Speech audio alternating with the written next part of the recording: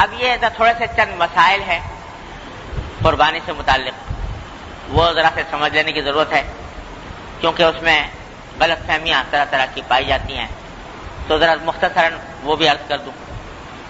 ایک تو یہ کہ صاحب استطاعت کا جو معیار شریعت میں مقرر کیا گیا ہے وہ یہ کہ وہ شخص، ہر وہ شخص جس کی ملکیت میں 52.5 تولہ چاندی یا اس کی مالیت کا زیور یا ضرورت سے زائد سامان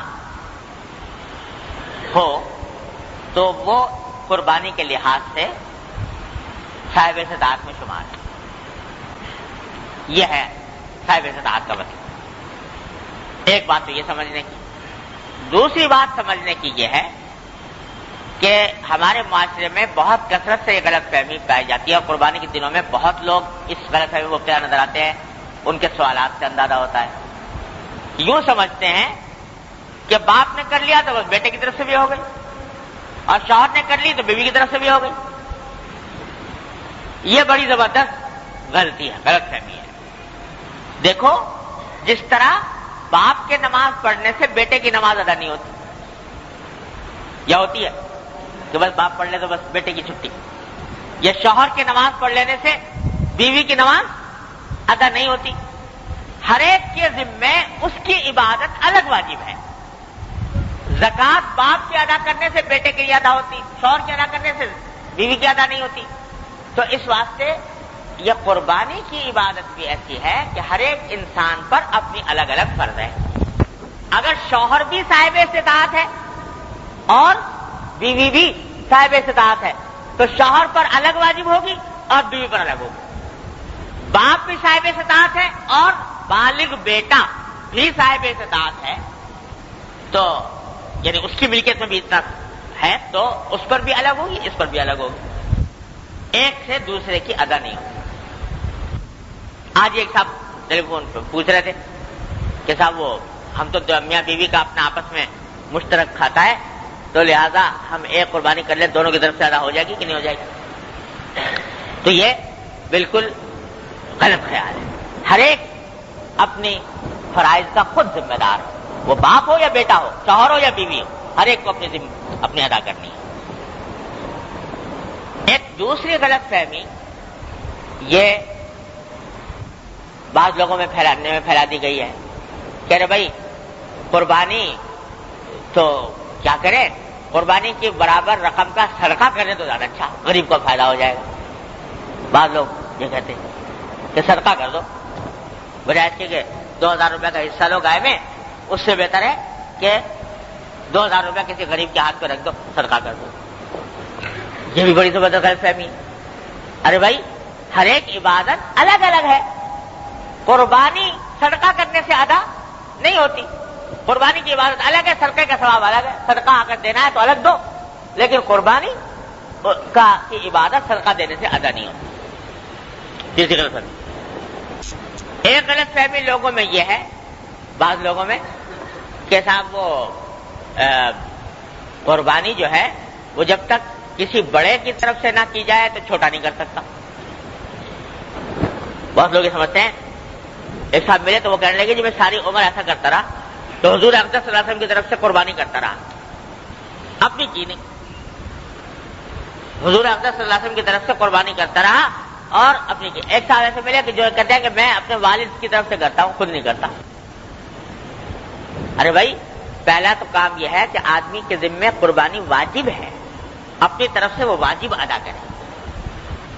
دوسرے کی طرف سے قربانی کرنا ایصال ثواب کی خاطر، خواہ حضور اقدس صلی اللہ علیہ وسلم کی طرف سے ہو یا اپنے والدین یا کسی عزیز کی طرف سے ہو، یہ انسان کے ذمے کوئی ضروری نہیں ہے، واجب نہیں ہے۔ کوئی کرے ثواب ہے، نہ کرے تو کوئی گناہ نہیں، لیکن اپنی قربانی کرنا واجب ہے اور اس کے نہ کرنے میں گناہ ہے۔ لہذا پہلا کام تو یہ ہے کہ اپنی طرف سے جو اپنا جو واجب ہے وہ ادا کرو۔ اس کے بعد اگر کوئی کسی کا دل چاہتا ہے اور استطاعت ہے تو ٹھیک ہے، حضور اقدس صلی اللہ علیہ وسلم کی طرف سے کرے یا کسی والدین کی طرف سے کرے، کسی کی طرف سے کر سکتا ہے۔ یہ بات بالکل واضح ہو جانی چاہیے۔ آخری بات یہ ہے کہ بعض لوگ دوسروں کی طرف سے کرتے ہیں، تو اس میں شریعت کی طرف سے کوئی پابندی نہیں ہے کہ بھئی ضرور حضور اقدس صلی اللہ علیہ وسلم کی طرف سے کرو یا ضرور فلاں والدین کی طرف سے کرو، بلکہ یہ بھی اصل میں جو دوسروں کی طرف سے کی جاتی ہے نفلی قربانی، حقیقت میں وہ اپنی ہی قربانی ہوتی ہے نفلی. البتہ ایصال ثواب دوسرے کو ہو جاتا ہے. تو آدمی اگر چاہے تو ایک ہی چاہے بکری میں ایک بکرا کیا تو بکرا تو اپنی طرف سے ہوگا نفلی. ایصال ثواب اس کا جتنے چاہے آدمیوں کو کر دو، 10 کو کر دو، 20 کو کر دو، 50 کو کر دو، 100 کو کر دو. ایصال ثواب اپنے سارے اعزاء اقربا کو کر دو، پوری امت کو کر دو.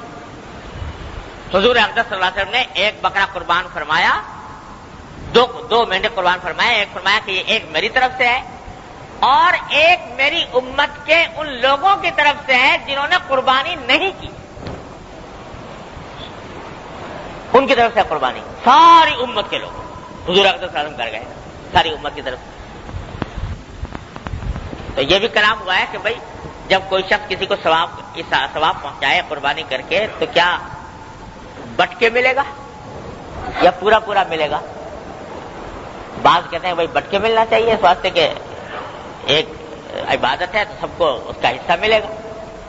لیکن ہمارے بزرگوں کا مذاق یہ ہے کہ اللہ تعالیٰ کی رحمت سے امید یہ ہے کہ انشاءاللہ بٹنے کا نہیں، سب کو پورا پورا ہی ملے گا. اس واسطے کہ حضور اقدس صلی اللہ علیہ وسلم جب ایک مینڈا قربان فرمایا پوری امت کے لوگوں کی طرف سے، اگر اس میں بٹوارا شروع ہو گیا تو ایک بال کا کوئی 10واں حصہ بھی ایک آدمی کے بانٹے میں نہیں آئے گا. تو اس واسطے اللہ تعالیٰ کی رحمت سے بعید ہے کہ وہ اس قسم کا بٹوارا فرمائے، ہر ایک کو انشاءاللہ کامل ملے گا.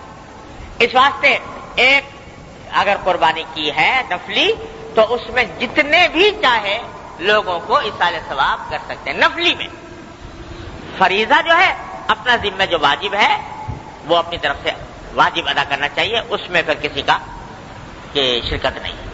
یہ چند مسائل ہیں، یہ موٹے موٹے میں نے عرض کر دیے، باقی تفصیلی مسائل جو ہیں وہ اگر کسی کو ضرورت پیش آئے تو معلوم کر سکتا ہے.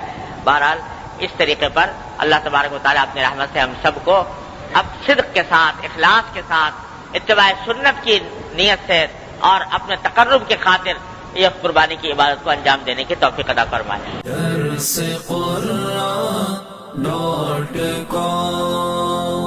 www.darsequran.com